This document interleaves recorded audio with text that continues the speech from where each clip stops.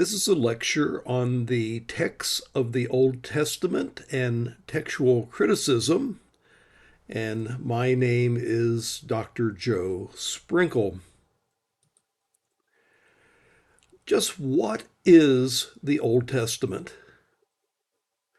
Well, you could say it's the first part of our English Bibles, but then, of course, the question comes, where did the English Bibles come from? Well, they're translations out of the Hebrew and Aramaic for what we call the Old Testament. But then where did they get the Hebrew and the Aramaic? And so what I want to do is to examine the source of our Old Testament and also how we can determine the original reading of the Old Testament. The Standard Scholarly Hebrew Bible is based on a manuscript called B19A, and it also gives us variants in the margin, and that's what most modern translations are based on. They're translating the scholarly Hebrew Bible. The Dead Sea Scrolls have had some influence over what we understand the original text to be as well. Those were discovered in 1947 in the vicinity of the Dead Sea. And it turns out they're about 1,000 years older than any of the manuscripts that we'd had previously. And that has affected our understanding of what the original text is. So, how do we examine this material? And the basic start is going back to the main text, the standard text, by which all translations pretty much have been based, and that is the Hebrew Masoretic Text. The Masoretes were scribes who were active from 500 to 900 of the Christian era. They were Jewish scribes, not Christian. And they produced what is called the Masoretic Text, which is the basic text of the Hebrew Bible. The basis, with a few modifications based on the versions and Dead Sea Scrolls of virtually all modern translations. And B19A is the oldest complete copy of the Old Testament. And that copy dates to about 1008 of the Christian era.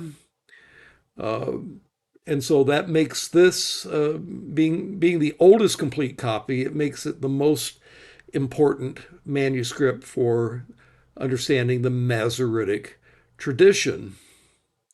There is an older text, the Aleppo Codex, which dates to around 925, but unfortunately, only the prophets and the writings survive of that version of the Old Testament. The Pentateuch existed until the state of Israel was declared, in which the Arabs then rioted and burned down the synagogue in which it was in Aleppo,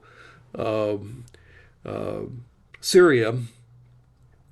And unfortunately, it looks like the Torah scroll was lost. We do have a photograph of one page of it. But other than that, it has disappeared.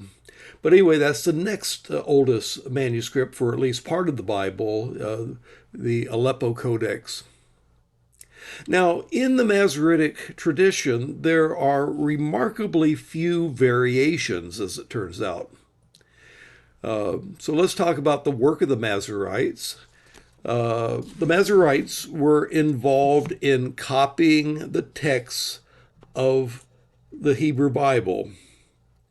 Again, they were the Jewish scribes who were responsible for preserving the text of the Hebrew Bible unchanged from the tradition that they had received. And they did a very good job of doing that. They copied it. In order to prevent corruptions, they created a standardized system of pronunciation. Um, Originally, the Hebrew Bible came with no vowels. That's not quite true. There's certain consonants that serve the function of vowels, but it didn't have vowels for the most part. And the Masoretes invented a system for adding vowels to the text to make it clearer how to pronounce the consonants. I mean, if you just have the consonants, the same consonants could spell multiple different words. And so they put in the correct vowels so that it specified which word was intended. But anyway, originally it was without these vowels. And even today, if you look at a Torah scroll in a synagogue, the Torah scroll that they read before a service does not have any vowels. What the readers will do is they'll take a copy of the Hebrew Bible with the vowels and practice reading that so that they can read the version without the vowels with the correct vowels in them. They also created some marginal notes called the Masorah. And the purpose of these marginal notes was to help them to preserve the text. For example, they added counting aids. And so there was the middle verse of a book and how many verses there were in a book and how many particular forms of a word is spelled exactly that way in the Hebrew Bible. And they'd keep lists of these, and when they finished a manuscript, they'd go back and check them to make sure that the middle verse was the middle verse, that the number of verses is the right number of verses, nothing was left out or duplicated. And for rare forms of words, they would go down and did you spell it correctly in each of these places? So that's one of the things that they did in their marginal notes. They used that to help preserve the text. Another thing which they produced was alternative readings, and this is Karei Kativ is the Hebrew expression for these forms. Karei is what is read. Kativ is what is written. Now, the sacred text was considered to be so immutable that even where the Masoretes considered the text to have been corrupt or at least indelicate, they chose not to change the text itself, but instead would use this system of Karei Kativ to say to the reader, although the text reads such and such, read it as if it were something else. Now, why would they do that? Well, sometimes they did it to preserve two versions of a text that may have been circulating. One example of that is Isaiah chapter 9 and verse 3, which in the Hebrew is actually Isaiah 9 and verse 2. And it reads in the Ketiv, you will multiply the nation, you will not increase gladness. But the Karei reads, you will multiply the nation, for them you will increase gladness. And the difference is two homonyms. The Hebrew lo, spelled lamed aleph, and the Hebrew lo, spelled lamed holam vav. And they mean different things. With an aleph, it means not. And with the holam vav, it means to it, meaning the nation, or to them, to make it better English.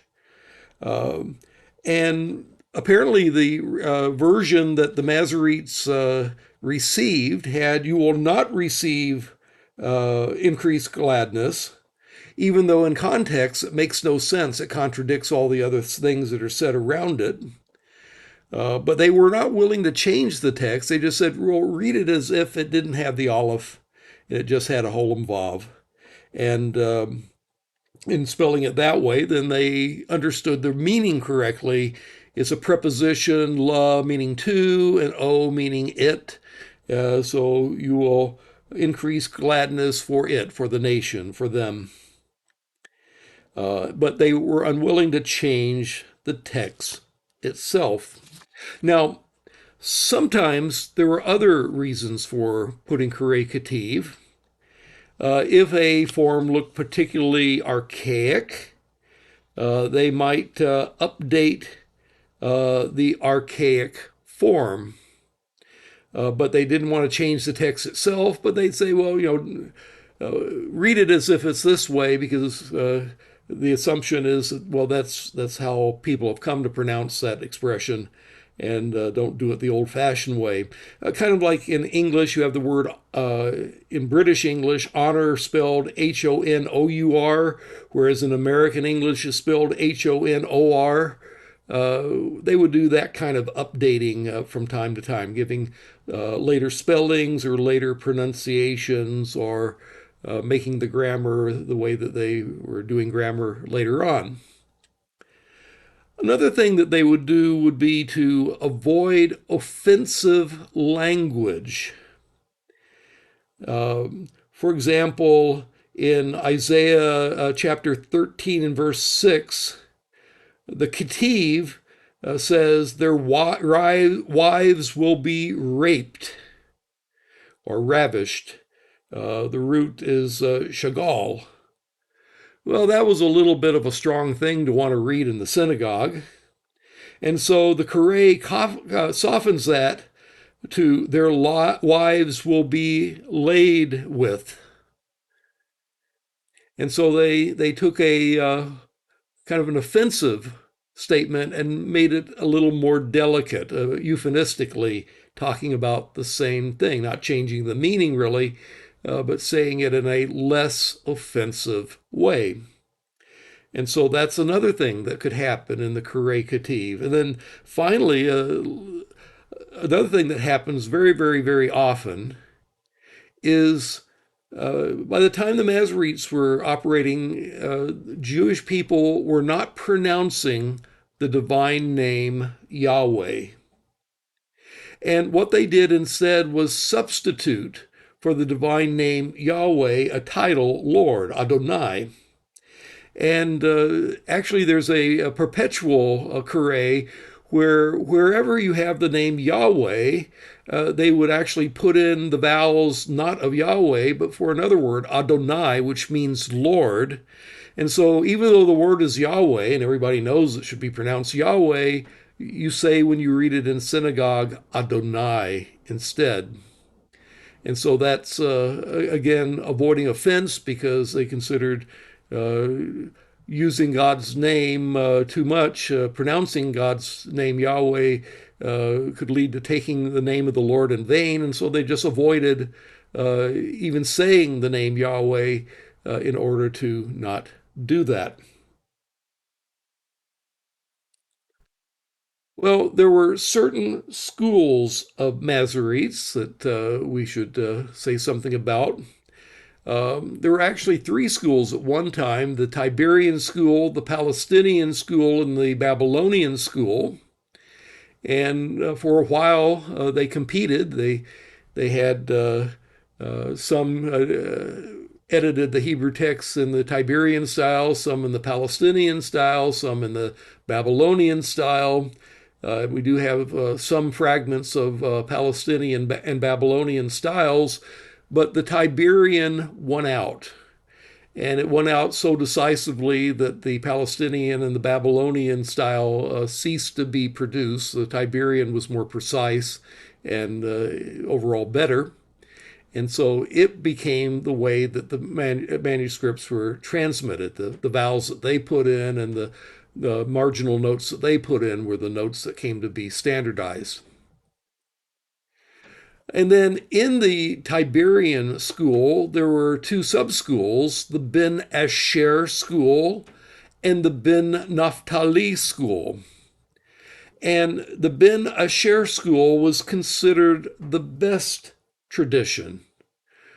Now, it turns out that there's not a whole lot of difference between the Ben Asher and the Ben Naphtali, very minor variations. But nonetheless, at least in Jewish tradition, the Ben Asher school came to be regarded as the best. Now, how accurately did the Masoretes preserve their received texts? And the answer is they preserved it rather well. In fact, they preserved the Hebrew Bible better than the Christian New Testament scholars preserved the Greek New Testament. There's a lot more variations among Greek manuscripts for the New Testament than there are variations among Hebrew manuscripts for the Masoretic text. And this was proven by a couple of scholars. One is a fellow named Kennicott, and another is De Rossi, both of whom studied manuscripts of the Masoretic tradition in the 1700s in order to look at the variants and to find what differences existed among the manuscripts. And here actually is a copy of Kennicott and Kennicott's work. Again, in the late 1700s, they went through the Hebrew manuscripts known in their day and listed variants. And the bottom line of all of this was that they proved that there were remarkably few variants, so that essentially the Masoretic text represented one school of manuscripts.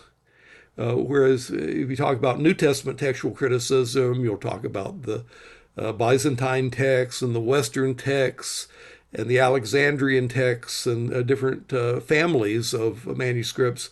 You really don't get that in Masoretic tradition. There's only one school of manuscripts.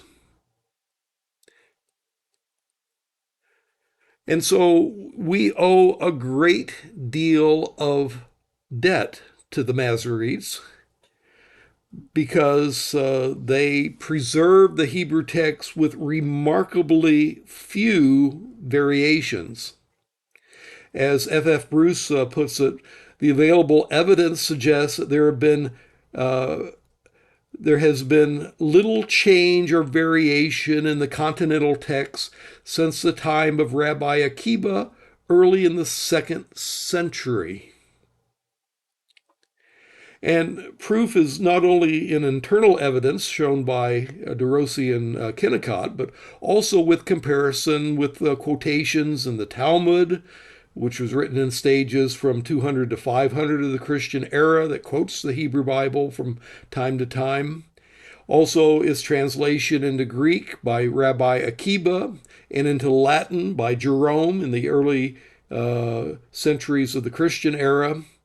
And the paraphrases in the Talmud and the Hebrew text preserved by Origen in the Hexapla all compare favorably with the thesis that the Masoretic text has been really well preserved.